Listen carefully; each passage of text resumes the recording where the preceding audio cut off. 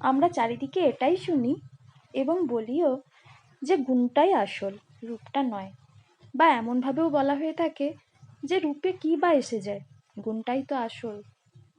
আচ্ছা, আসলেই কি তাই? আপনার জীবনে কি এমন কোনো অভিজ্ঞতা হয়নি যখন মনে হয়েছে যে দেখতে অনেকটা সুন্দর হওয়ার জন্যই কোনো প্রতিযোগিতায় আপনার কোনো প্রতিদ্বন্দ্বী অনেকটা এগিয়ে গেল? অনেক ক্ষেত্রেই হয়ে থাকে।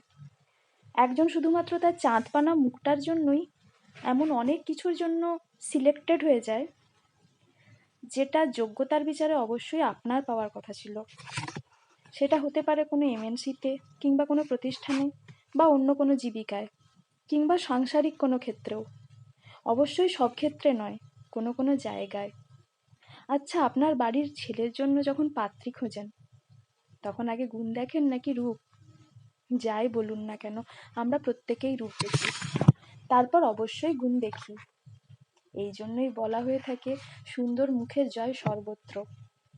একটি সুন্দর মুখ থাকলে জীবনের অনেক ক্ষেত্রেই এগিয়ে যাওয়ার পথটা হয়ে যায় অন্যান্যদের তুলনায় অনেকটাই সহজ। এই জন্যই বলা হয় পেহলে দর্শনধারী ফির গুণ বিচারি, তাই না বন্ধুরা?